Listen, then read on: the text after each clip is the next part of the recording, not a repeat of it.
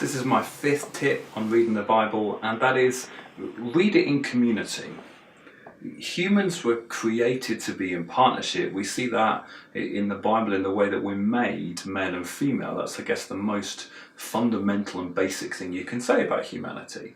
But we're made for community broader than that as well. We're made to be in relationship with other people. And our society has in many ways broken that down and made that hard for us to understand and made that hard for us to go about doing. And so this might sound like a strange thing to say, but if you want to read the Bible well, make sure you've joined a church, make sure you're part of it, make sure you're on a serving team.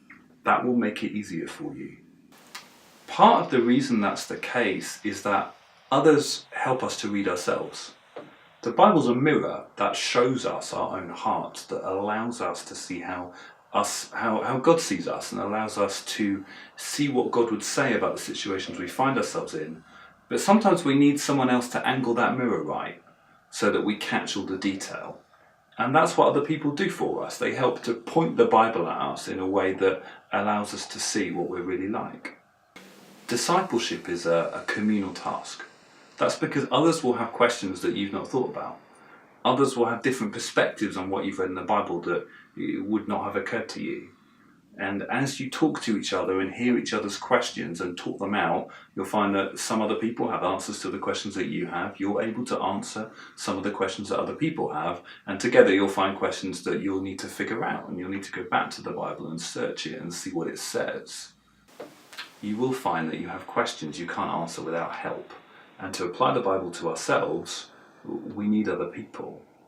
Now that can be a very hard thing to hear because, well, people are awful. And you know that if you've ever tried to be in community with anyone else. People, terrible, really hard to live with, really hard to be around.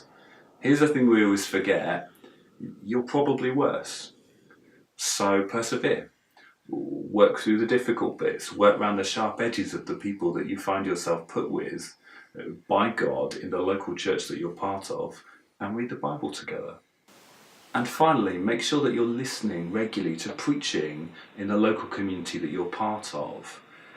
There is power in the Bible declared that we don't get when we just read it for ourselves. That's how we're meant to receive it. And as it's declared, we find that we are changed because the word preached has creative power. And as someone preaches it and declares it to you, it changes you. So make sure that you're listening to preaching regularly. If you're trying to read the Bible well, make sure you're doing it in community.